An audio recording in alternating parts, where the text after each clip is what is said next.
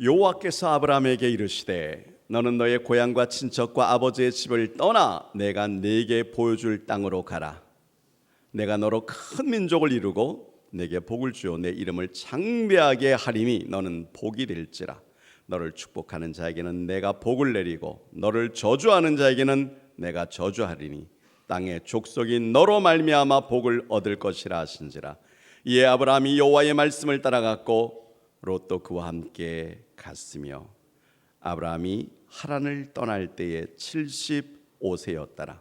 아브라함이 그의 아내 사레와 조카 롯과 하란에서 모은 모든 소유와 얻은 사람들을 이끌고 가나안 땅으로 가려고 떠나서 마침내 가나안 땅에 들어갔더라. 아브라함이 그 땅을 지나 세겜 땅 모래 상수리 나무에 이르니 그때에 가나안 사람이 그 땅에 거주하였더라. 여호와께서 아브라함에게 나타나 이르시되 내가 이 땅을 내 자손에게 주리라 하신지라. 자기에게 나타나신 여호와께 그가 그곳에서 제단을 쌓고 8절 거기서 베델 동쪽 산으로 옮겨 장막을 치니 서쪽은 베델이요 동쪽은 아이라. 그가 그곳에서 여호와께 제단을 쌓고 여호와의 이름을 부르더니 점점 남방으로 옮겨갔더라. 10절 그 땅에 기근이 들었으므로 아브라함이 애굽에 거류하려고 그리로 내려갔으니 이는 그 땅에 기근이 심하였음이라. 아멘.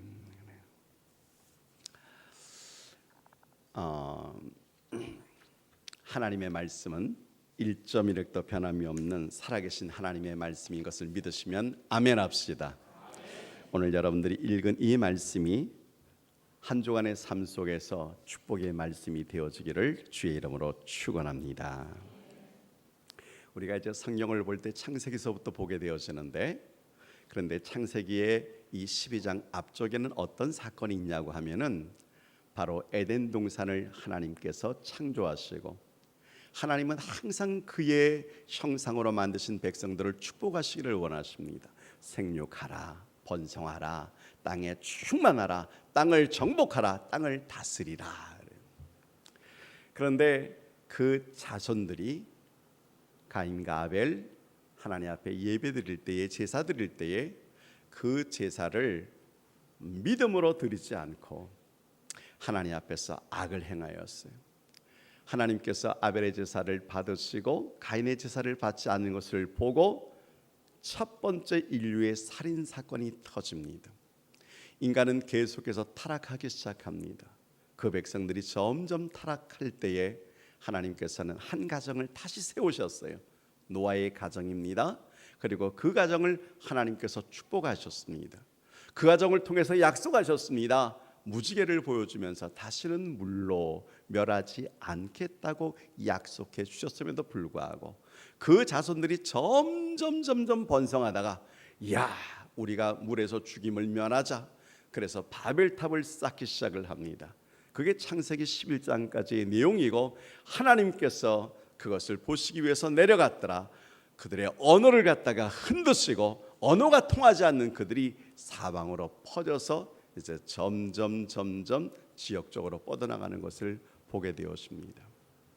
그때 하나님께서 한 나라, 한 백성, 그리고 한 가정을 눈여겨보셨는데 바로 그것이 창세기 12장에 나오는 아브라함의 가정이에요. 그 아브라함의 가정을 하나님이 택하셨어요. 하나님이 택정하셨을 때는 하나님의 뜻이 있습니다. 하나님께서 쓰시기 위해서. 그런데 하나님은 참 좋으신 하나님이십니다. 그 하나님이 아브라함의 가정에게 이렇게 약속하셨습니다. 2절과 3절이 바로 그 말입니다. 너로 큰 민족 이루고 내게 복을 주겠다. 내 이름을 창대하게 하겠다. 너는 복이 될지라. 3절에도 축복하는 자 축복, 저주하는 자 저주, 땅의 모든 족속이 너로 말미암아 복 얻을 거야. 하나님이 이렇게 축복을 하셨어요. 그래서 아브라함이 그 말씀을 믿고 어디로 가라고 말씀하진 않았지만 하나님께서 인도하심을 따라 식솔들을 이끌고 드디어 하나님이 명하신 곳에까지 딱 왔더니 거기에서 너무 당황한 일이 눈앞에서 벌어진 것입니다. 그게 오늘 9절과 10절에 있는 말씀입니다. 이렇게 되어집니다. 점점 남방으로 옮겨갔습니다. 그리고 10절에 보니까 그 땅에 하나님이 허락하신 땅, 하나님이 주시겠다고 약속하신 그 땅에 기근이 들었으므로 아브라함이 애굽에 거류하려고 그리로 내려갔으니 이는 그 땅의 기근이 심하였습니다. 저는 오늘 10절에 있는 이 말씀을 보면서 여러분과 함께 은혜를 받기를 원해요. 제가 이런 얘기를 들었어요. 목사님, 예수 믿었는데 참 잘되고 복 받아야 되잖아요. 목사님, 내가 이제 예수님을 믿기로 작정했는데 하는 일들마다 삶마다 형통하고 그리고 모든 사람이 볼 때에 이야, 예수 믿음으로 복에 복을 받았구나. 그렇게 돼야 되지 않아요? 그런데 이게 뭡니까? 왜 이렇게 힘듭니까? 왜 이렇게 어렵습니까? 뭐 그런 얘기는 수백 년 동안, 수천 년 동안 구약에도 하박국 선지자를 통해서 하나님께서 깨닫게 하시는 말씀이었지만 직접 경험하고 나면 그 입술에서 예수 믿으면서 불평이 터져나오고, 그래서 생각합니다. 잠시 멈출까? 이제 그만 믿을까? 한번 옮겨볼까? 다른 곳으로 갈까? 오늘 이 본문을 보니까 하나님께서 아브라함을 인도하셨습니다. 낮과 밤 밤낮으로 인도해서 약속의 땅에 왔습니다. 이 땅을 너와 내 자손들에게 주겠다고 약속하셨습니다. 근데 그 땅에 와서 보니까 땅이 바람이 부는 거예요. 물기가 하나도 없는 거예요. 메말라 버린 거예요. 오늘 10절에 보니까 그 땅에 기근이 들은 거예요. 아니 하나님의 명령을 따라 있는 고향, 그 좋은 모든 것들을 다 버리고 일가 친척들 다 떠나지 말라 그럴 때 말씀으로 순종해서 이 먼 길을 여기까지 왔는데 보시옵소서, 기근이 들었습니다. 황폐합니다. 쉽게 말을 하면 뭘 먹고 살아요? 어떻게 살아요? 그 얘기를 지금 하고 있는 거예요. 그래서 믿음이 막 흔들리기 시작해요. 저는 어떤 성도님이 말이죠, 우리 교회 성도님은 아니었는데 그런 얘기입니다. 교회를 딱 정했어요. 그 목사님이 너무나 말씀을 잘 전하셔서 은혜를 딱 받은 거예요. 드디어 이 교회로 딱 정하고, 그리고 교우들과도 얘기를 나누고, 그리고 이제 차 타려고 딱 갔더니 스티커가 딱 매겨져 있어요. 불법 주차, 암만, 돈 딱 써 있어요. 이야, 내가 이게 잘못 온 거 아니야? 내가 잘못 정한 거 아니야?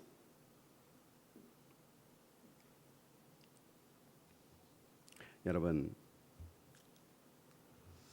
지금까지 믿음으로 살려고 했는데 환경이 도와주지 않아서 그래서 믿음의 생활을 지금 나약하게 하고 계시는 분이 계세요? 우리 찬송가에 이런 찬송 있잖아요. 천성을 향하는 신도들아, 앞길의 장애를 두려워 말라. 선성을 향해서 나가면서요, 장애물이 있으니까 그 장애물 때문에 그냥 자기 믿음을 포기해버리는 거예요. 저는 참 존경하는 인물 가운데 신약 성경의 사도 바울을 뺄 수가 없습니다. 바울은 맨 처음에 예수 그리스도를 믿지를 않았습니다. 바울은 하나님을 믿었습니다. 그러나 예수님은 믿지를 않았습니다. 하나님을 믿는 백성들과 율법을 잘 섬겼습니다.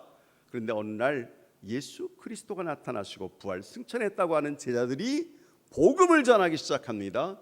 가만히 참을 수가 없습니다. 하나님을 모독하다니. 그래서 그들을 죽이기 위해서 대제사장에게 조인을 다 받고 서류를 가지고 가는 길 다메섹에서 그의 일생일대에 가장 잊을 수 없는 큰 사건을 당하게 되었습니다. 눈이 멀어버렸습니다. 앞이 보이지를 않습니다.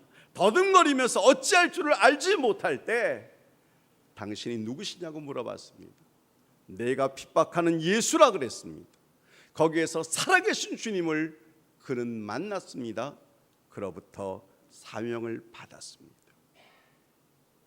아나니아를 통해서 기적을 체험했습니다. 눈이 띄어졌습니다. 그리고 그들과 함께 교제를 나누면서 할 일이 생겼습니다. 예루살렘에 다시 올라가겠다. 내가 이때까지 깨닫지 못했던 예수 그리스도를 증거하리라. 그리고 예루살렘에 올라갔습니다. 그러면 어떤 일이 벌어져야 됩니까? 예수 믿는 사람들이 세상에, 아니 당신이 어떻게 예수를 믿게 되었습니까? 너무나 고맙습니다. 감사합니다. 우리들의 모임에 오십시오. 그러면 얼마나 좋겠어. 그들이 쳐다봅니다. 긴가 민가, 진짜 예수 믿는 건 맞아? 믿는 척하다가 우리 모임에 들어와서는 우리들의 명단을 다 적어서 우리들을 다 포획하려고 하는 것 아니야? 전에 파송했던 믿지 않는 자들이 바울을 보니까 너무너무 답답합니다. 사람이 완전히 변해버렸어요. 아니 우리가 보낸 사람이 맞아? 여러분, 환영을 받은 것이 아니고 멸시를 받고 사람들이 도망가 버리고 심지어는 할 수 없이 그의 몇몇 지인들이 그를 갖다가 그 성에서 몰래 움직여가지고 나중에 길리기아 타소까지 가버렸어요. 예수 믿으려고 했는데, 주의 음성을 들었는데 왜 내 말을 듣지를 않는 거예요? 그리고 자기의 고향까지 갔어요. 오늘날 터키에 이스라엘하고 멀리 떨어졌어요. 1년이 가도 2년이 가도 여러분, 그는 메마른 광야에서 그가 얼마나 낙심했겠습니까? 한때는 너무너무 위대한 자였는데 지금은 너무 작은 자예요. 가슴이 얼마나 찢어지는지 몰라요. 그때 만약에 바나바가 그에게 다가와서 손 내밀지 않았다면 위대한 스승 대사도 바울은 없었을 거예요. 무슨 얘기하는 줄 아세요?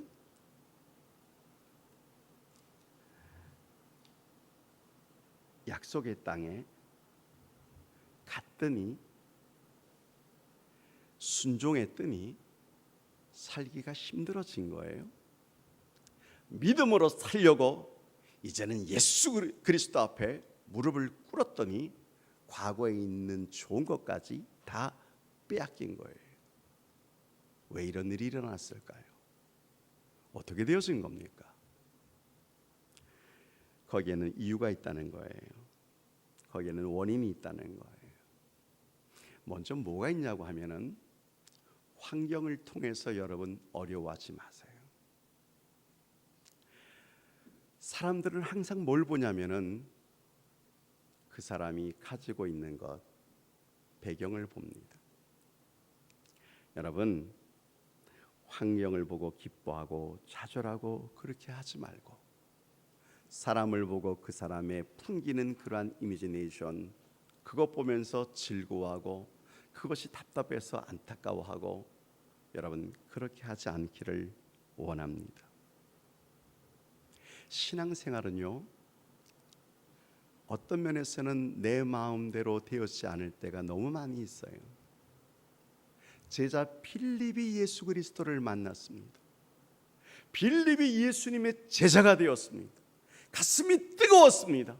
그리고 2000년 동안 기다리던 그 메시아를 우리가 만났다라고 빌립이 고백했습니다. 그의 가장 친한 친구 나다나엘에게 가서 우리가 메시아를 만났다 그랬더니 나다나엘이 보고 그래? 우리가 이때까지 기다리던 메시아 그분이 누구신데? 이렇게 얘기하면 얼마나 좋겠어. 그가 기우뚱합니다. 빌립, 정말이야? 나사렛에서 무슨 위대한 것이 탄생할 수 있을까? 거기에는 선지자가 탄생하지를 못해. 여러분, 나중에 예수님께서 나다나엘을 만나시고 내가 무화과 나무 아래에 있을 때에 너를 안다고 할 때 빌립이 나다나엘이 놀래서 무릎을 꿇었고 예수 그리스도를 메시아로 받아들였습니다. 사람들은 처음에 환경을 보고 외모를 보고 자기의 마음대로 되었지 않았다고 낙심해버려요.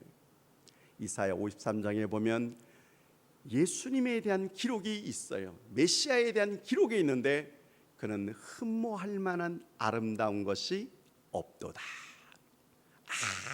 아무것도 외적으로 보면 정말로 우리가 보기에 풍채가 있고 우리가 보기에 건장하고 우리가 보기에 정말 대단하게 보이는 그런 메시아가 오는 것이 아니고 너무나 초라하게 오기 때문에 사람들이 믿지를 못하는 거예요. 오늘 사람들도 마찬가지예요.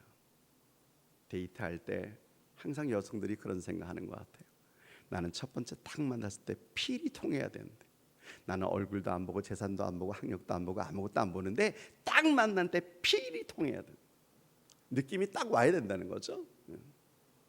그런데 그 사람이 백마 탄 사람이면 더 좋고 재산 있으면 더 좋고 잘생기면 더 좋고. 여러분, 첫 번째 만났을 때 필이 없습니까? 결혼하신 여러분들은 첫 번째 만났으니까 이 사람이 내 사람이었습니까? 물론 그런 경우가 없지 않아 있습니다. 저는 그렇습니다. 아내한테 오늘 잘 보이려고 말을 하는지 모르지만 여러분 처음부터 그러진 않아요. 몇 번을 만나면서 드디어 속에 있는 내면에 있는 것들이 그에게서 나오기 시작을 하는 거예요. 그리고 그 사람의 믿음을 보기 시작하고 그 사람의 약한 것들이 내가 한번 감싸줄 수 있고 내가 그 모든 것들을 다 이겨나갈 수 있다고 생각하는 그런 믿음이 점점 싹 트면서 어느 날 그것이 사랑이라는 것을 발견하게 되어지는 거예요. 교회도 마찬가지예요. 어떤 사람들 교회를 정하는데요, 아주 신중하게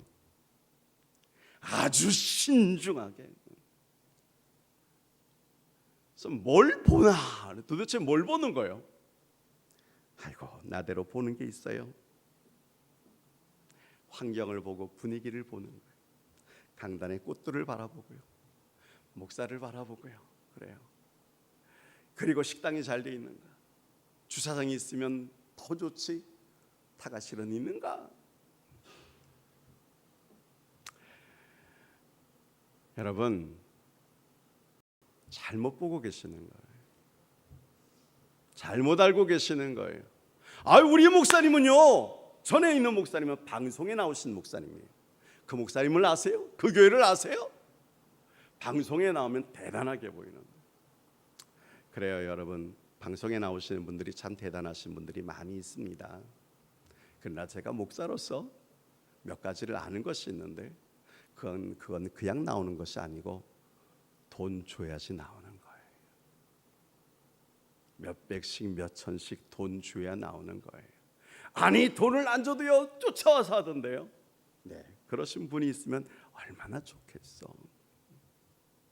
교회도 큰 웅장한 모든 시설이 쫙 1층부터 100층까지 갖춰진 교회가 있습니다. 그거 돈 있으면 줘요. 예? 목사님, 그 돈을 어떻게 하느냐가 문제죠. 예. 그래서 썩었다는 얘기 듣고 그래서 마음의 상처를 주기도 합니다. 여러분, 제가 신문을 보니까 수학의 정석이 50년이 넘었어요. 글쎄. 저도 그걸로 배웠는데 요즘에 중고등학교 애들이 수학의 정석으로 배우더라고요. 영어는 여러분 뭘로 배우셨나요? 저는 정철 영어로 배웠어요. 정철 종합영어.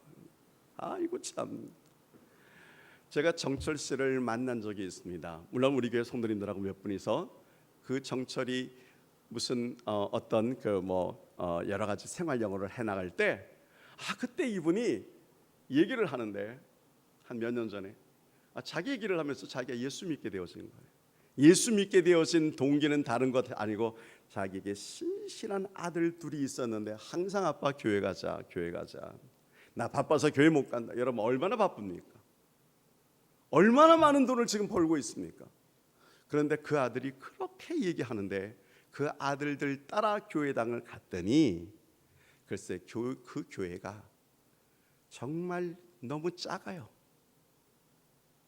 볼품이 없어요. 근데 이 정철 씨가 그분이 이런 말을 해요. 자기가 한 달에 11조를 냈답니다. 1억씩 냈답니다. 11조 1억씩을 낼 때. 그랬더니 연말이 되었으니까 목사님이 우리 교회를 지읍시다 그러더랍니다. 여러분 돈이 있으면 져요. 외모를 보지 마세요. 제가 만약에 교회당을 고른다면 저는 이런 마음 가지고 싶어요. 정말 그 목사가 하나님의 말씀에 사로잡혀 있고 말씀대로 가르치고 있는가? 주일 성수에 대해서 강조하고 있는가? 믿음대로 힘들고 어렵지만 믿음으로 살려고 말하고 있는가? 저는 그거 보게 되었을 것 같아요. 아니면 자녀가 있으면 이 자녀를 교회당에 맡겨도 하나님께서 그 교회당에 있는 부장과 선생님들을 통해서 저들의 믿음이 잘 자라나고 있는가? 저는 그 정도는 볼 것 같아요. 그러나 여러분 하나님께서 사람을 외모로 여기지 아니하시는 것처럼 할렐루야, 하나님은 항상 속 중심 보시는 거예요. 오늘 우리도 환경 딱 바라보고 기근이야, 도저히 못 살겠어. 그러면 어떻게 해야 돼? 애굽으로 가야지. 뭐 방법이 있나? 여러분 그렇게 하지 마세요. 두 번째 제가 느끼는 것은 뭐냐고 하면은 약속하신 땅에도 기근이 오는가? 예. 우리의 겉모양 그것 보지 말고 우리의 속내면이 중요하다고 말씀드렸습니다. 그 속내면에 무엇이 있는가 하면은 믿음이 있는 거예요. 방금 말씀드린 대로 하나님께서는 우리의 믿음을 보십니다. 그런데 여러분 믿음은 도대체 눈에 보이지 않아요. 그런데 우리도 가끔 가다가 저 사람은 믿음이 있는 사람이야. 오늘도 보니까 두 명이 예배 드릴 때는 있었는데 눈 떠보니까 벌써 사라져 버렸어요. 어떻게 제가 느낄까요? 믿음이 많이 흔들리고 있구나. 믿음이 없는 건 아니지만 더 바쁜 일이 있구나. 여러분 예배 때는 없었어요. 근데 기도하고 보니까 앉아 있는 거예요. 늦게 왔지만 그래도 주일 성수 하려고 생각하고 있구나. 믿음이 보이질 않는데 믿음에 대해서 얘기하고 있는 것처럼 믿음이라는 것은 그냥 생기는 게 아니에요. 믿음은 단련되어지는 거예요. 마치 운동하는 것하고 똑같습니다. 역기를 딱 보면서 10kg짜리 나 저거 들 수 있어. 여러분 들 수 있다 그러면 한번 들어보는 것입니다. 20kg짜리 들어보는 것입니다. 그럴 때 들리면 난 들 수 있어. 그렇게 하는 것입니다. 부딪혀 보는 것입니다. 이스라엘 백성들을 보니까 하나님께서 믿음의 훈련을 하는데 거의 대부분 시련을 통해서 그 믿음을 갖다가 시험해 보시는 거예요.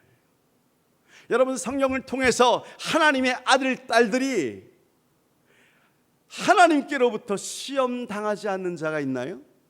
아브람, 이삭, 야곱, 누가 하나님 앞에서 시험을 당하지 않았습니까? 욥도요, 자기도 알지 못하는 가운데 영계가 흔들리면서 하나님께서 욥에게 시험할 때에 사단에게 자랑합니다. 네가 동방의 의인 욥을 아느냐? 그러면서 그리고 그 모든 과정 속에서 입술로 하나님께 원망하지 아니할 때 비로소 하나님께서 그에게 갑절의 축복을 주는 것을 우리는 성령을 통해서 압니다. 믿음은 단순하게 심어놓고 그냥 쭉 자라나는 게 아니에요. 믿음이라는 것은 계속해서 단계가 있어요. 보니까 올라갔다가 또 떨어지기도 하고 또 올라갔다가 또 떨어지기도 하고. 그래서 여러분, 신앙인은 항상 무엇을 보냐면은 마지막을 보게 되어지는 거예요. 올 초보다는 올 연말이 하나님 앞에서 여러분들의 믿음이 더욱 장성한 분량에 이르시기를 주의 이름으로 축원합니다. 예수님께서 이 땅에 오셨을 때 제자들을 갖다가 정하셨어요. 12명을 딱 데리고 다니셨어요. 그리고 갈릴리 바다를 지나가자 그랬어요. 그들이 어부 출신들이기 때문에 그래서 전부 다 노를 지면서 갈릴리 바다를 갈 때 주님 주무시고 계시는데 풍랑이 있는 것입니다. 어느 정도로 강하게 있냐고 하면은 그들이 죽을 만큼, 어부들이, 여러분, 그들이 전공이에요. 바다에 대해서 너무 잘 알아요. 그런데 그들이 죽을 만큼 힘들었어요. 그때 주무시는 주님을 깨우세요. 왜요? 죽을 것 같으니까. 우리는 생각합니다. 아니, 주님이 타신 배에도 풍랑은 있는가? 주님이 이 가정에 있는데도 이 가정이 흔들리는가? 그래서 제자들이 주님을 흔들어 깨웠더니 주님께서 일어나셔서 바람과 바다를 갖다가 명령하시면서 잔잔하게 만드셨어요. 그때 알았어요. 이분이 사람이 아니야. 어떻게 저가 바람과 바다를 명하여 잔잔하게 만드는 거. 여러분, 믿음의 단계가 있어요. 베드로가 그때 결정한 게 있어요. 나는 이 제자들 가운데서 최고의 믿음을 간직하고 있어야지. 그러더니 어느 날 고기 잡으러 나갔는데 글쎄 저 멀리서 사람이 오고 있는 거예요. 바닷물을 밟으면서 말이죠. 여러분, 그 당시에 미신이 하나 있었어요. 고기 잡으러 갔다가 귀신 만나면 그냥 배가 뒤집히는 거예요. 여러분, 걸어오는 자가 귀신이지 뭡니까? 그런데 주님이 말씀하십니다. 내니 안심하라. 모두가 다 새파랗게 질리고 있을 때 베드로가 믿음을 가지고 일어납니다. 그리고 정말 주님이시면 나를 명하여 물 위로 걸어 오라 하소서. 오라! 그때 한 발, 두 발 나갑니다. 이게 믿음입니다. 그러다가 쏙 빠집니다. 왜요? 말씀만 듣고 나가면 괜찮은데 환경을 봅니다. 파도를 봅니다. 내가 지금 걷는 것이 정말 믿음으로 걷는 것인가? 그러다가 쑥 빠질 때 나를 구원하소서. 주님께서 여러분 그를 탁 잡으시면서 그때 한 얘기 우리 성도님들이 다 알아요. 믿음이 없는 놈아, 이 믿음이 개떡 같은 놈아. 주님은 절대로 그렇게 말씀하시는 법이 없어요. 믿음이 작은 자예요. 믿음이 없는 게 아니에요. 베드로야. 그런데 왜 이렇게 믿음이 적니? 사랑하는 우리 한사랑의 성도님들, 오늘 여러분의 믿음은 어느 단계에 있습니까? 오늘 여러분이 눈앞에 펼쳐버린 그 환경 바라보고 아이고 믿어도 아무것도 아니고 아이고 예수 믿었더니 오히려 더 힘들고, 여러분 그렇습니까? 믿음의 눈으로 환경을 이겨나가시기를 주의 이름으로 축원합니다. 축원합니다. 오늘 우리가 예수를 잘 믿으면 남들이 다 막 대단하게 여겨요. 이야, 대단히 큰 믿음이네요. 정말 좋은 믿음이네요. 여러분, 오히려 사람들에게 멸시와 조롱을 당하는 것이 더 많을지도 몰라요. 바울이 그랬다 그랬잖아요. 바울이 정말 다메섹에서 예수 체험하고 난 다음에는 완전히 뒤집어지고 나서, 그리고 예수 믿는 자들에게 갔을 때 베드로가 기뻐했었습니까? 아니에요. 제자들 중에서 수제자들은 아예 바울을 만나지도 않았어요. 그래서 바울이 얼마나 낙심했는지 몰라요. 오늘 우리는 교회당 안에서 권사가 되었습니다. 대단하신 분입니다. 장로가 되었습니다. 심지어는 목사가 되었습니다. 근데 세상에서는요, 알아주지를 않는 거예요. 세상에서는 오히려 하찮게 여기는 거예요. 다윗도 사무엘에게 기름 부음을 받을 때, 첫 번째 기름 부음 받을 때 이세 아버지 이세가 어떻게 저것이 기름 부음을 받는가? 첫째 형 엘리압부터 시작해서 둘째, 셋째, 삼만, 넷째, 다섯째, 여섯째, 일곱째 다 다윗을 놓고 찬양하라. 이세의 가문에서 왕이 탄생하셨다. 여러분 안 그랬어요? 그래서 여전히 그 집에서 심부름하고 있었어요. 그 집에서 여전히 양치고 있었어요.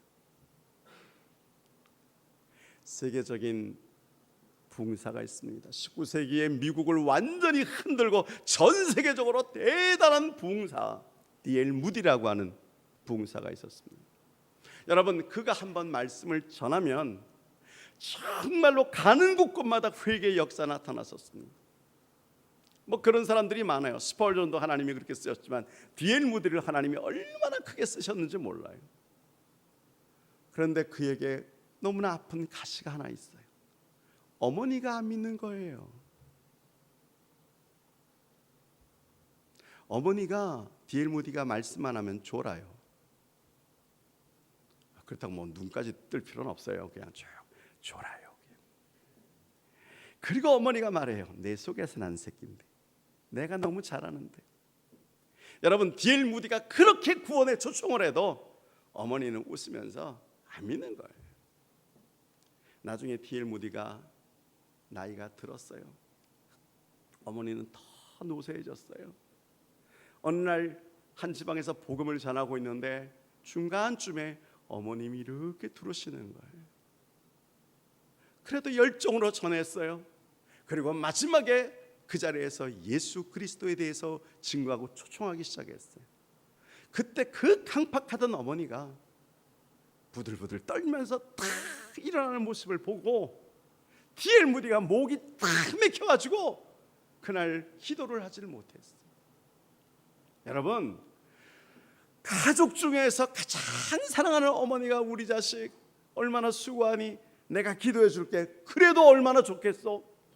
그런데 그 어머니가 자기를 배척하고 끝까지 안 믿다가 막판에 일어나는 그 모습이, 사랑하는 우리 한사랑의 성도님들, 예수 믿으면 주위에 있는 모든 사람들이 다 인정해 줄 것 같아요. 그리고 실제로 그 사람이 교회당에 들어왔다가 교회당에 다니는 사람들 보니까 다 천군 천사들이에요.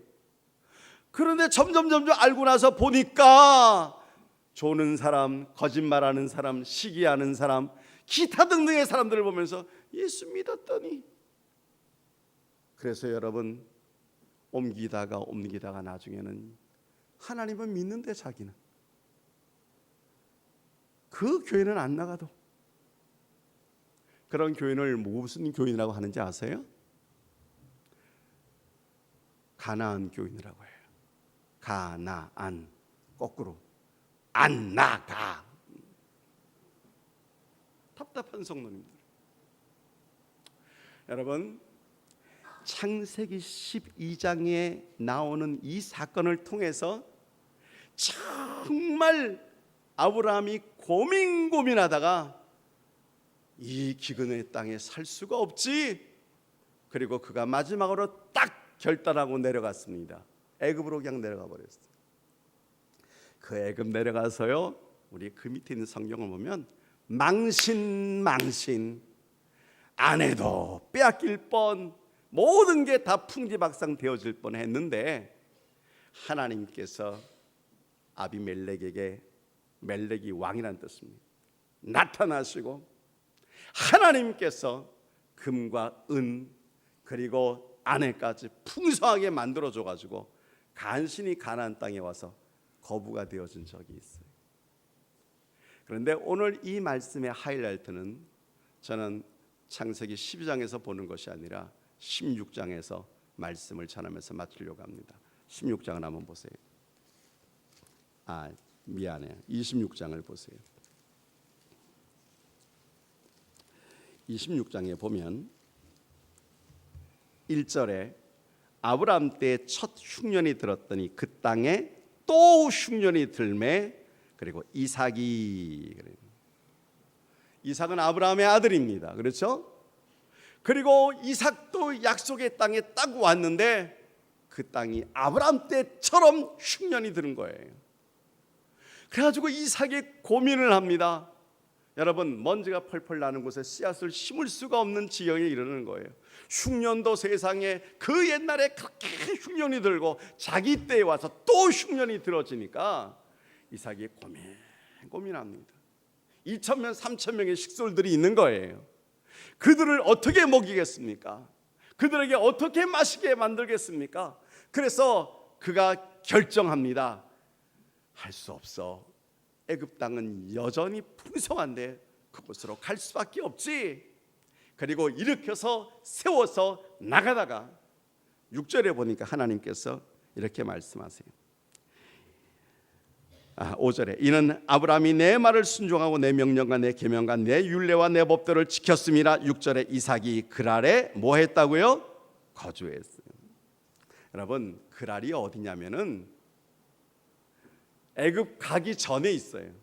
애굽 땅은 아니에요. 엄밀히 말을 하면 블레셋 땅이에요. 요즘 말을 하면. 그런데 거기에 살고 있는 자들이 있습니다. 예, 그랄 땅에 있는 백성들이 먼저 있어요. 그런데 그는 애굽에 내려가지를 않았어요. 그랄에 그냥 머물었어요. 하나님이 그렇게 하기를 원했어요. 저는 믿음으로 버텼어요. 먹고 마시고 있는 모든 것을 하나님 앞에 믿음으로 고백했어요.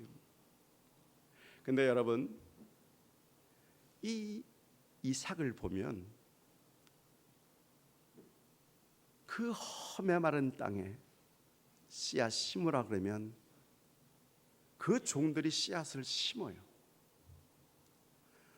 여러분, 제가 묵상을 하면서 어떻게 그 땅에 곡식을 심어서 그 땅에 싹이 날고 열매를 맺을 수 있을까? 기근이 된 땅, 흉년이 든 땅 말이죠. 밤새도록 이슬이 내리고 낮에는 쨍쨍하고, 그렇게도 묵상을 해봤습니다. 그러나 여러분, 이삭은 가는 곳곳마다 운물을 파면 운물이 나오기 시작합니다. 그랄에 있는 사람들이 달라 그러면 싸우지 않고 주고, 또 다른 곳에 가서 운물을 파면 또 운물이 나오고, 또 싸우려 그러면 또 그 운물 주고, 또 다른 데 가서 가는 곳곳마다 샘물이 터지고, 시원한 샘물이 터지고, 풍성한 샘물이 터지고. 할렐루야. 여러분들이 예수 그리스도를 믿고 믿음 안에 거하시기만 한다면, 하나님의 약속의 말씀을 순종하기만 한다면 하는 일들마다 주 안에서 은혜 받기를 주의 이름으로 축원합니다. 이삭이 지금 그런 것을, 운물을 파면서 그의 사업체에 길이 열리는 것을 보는 것입니다. 그리고 여러분, 그 운물에서 나오는 그 시원한 물로 바로 그 땅에다가 물을 대보세요. 낮에는 쨍쨍, 비도 태풍도 안 오는데 밑에는 물이 고여 있고. 그랬더니 몇 배의 축복을 받았다고요? 12절을 제가 읽겠습니다.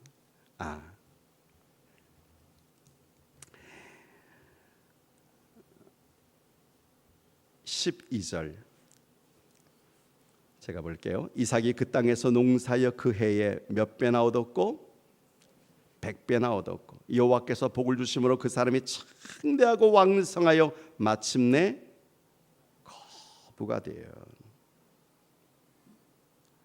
하나님께서 내려가지 말라 그러면 안 내려갔어요. 그냥 버텼어요. 죽으면 죽으리라 그렇게 하셨어요. 사랑을 위한 사랑의 성도님들, 하나님의 말씀대로 순종하시기를 주의 이름으로 축원합니다. 저는 우리 성도님들이 하나님의 복을 받는 비밀이 여러 가지가 있는데, 그 중에서 여러분 제일 중요한 것이 주일 성수입니다. 목숨 걸고 예배 드리는데 아낌없이 생명을 다 바쳐 하나님을 사모하고 사랑하시기를 주의 이름으로 축원합니다. 그게 얼마나 어려운지. 나는 교회당에 다니지만 내 새끼들은 믿음은 글쎄 뭐 자유란다. 여러분, 그렇게 하지 마세요. 예배에 목숨을 거세요. 따라합시다. 예배에 목숨을 걸자. 내려가지 말라 그러면 내려가지 않아요. 애굽 땅에 내려가지 말라 그러면 내려가지 않았어요. 그 흉년이 든 땅에, 근데 하나님께서 그것 하나만 보고, 그 말씀에 순종하는 것 그거 하나만 보고 하나님께서 축복해 주시는 은혜를 한번 느껴보세요. 저는 매달 첫 번째는 항상 전 가족이 다 나와서 새벽기도 하기를 원합니다. 오늘도 아침에 우리가 그랬습니다. 그래서 마음속에서 그냥 축복의 그냥 이 말이 막 터져나와서 특별히 자녀들을 축복할 수밖에 없어요. 우리 한사랑의 성도님들, 하나님 앞에서 은혜 받는 비밀은 여러 가지가 있습니다만 하나님의 말씀대로 순종하는 것입니다. 아멘. 여러분, 그 기근이 든 땅에 종들에게 심으라 그랬더니 이 땅에 씨앗을 심으면 물 한 방울 없는 곳에 심으면 햇빛이 쨍쨍 나고 몇 달 동안 몇 년 동안 이 땅에, 여러분 종들은 그러지 않았어요. 그래서 순종이 제사보다 나은 것입니다. 하나님의 말씀은 살았고 운동력이 있습니다. 아멘. 하나님의 말씀은 1.1획도 떨어지지 않습니다. 아멘. 그 말씀이 선포되어지면 언젠가는 그 말씀이 그 속에서 역사하는 것을 믿으시기를 축원합니다. 그 믿음대로 주의 존귀와 영광을 드러내기를 주의 이름으로 축원합니다. 아멘.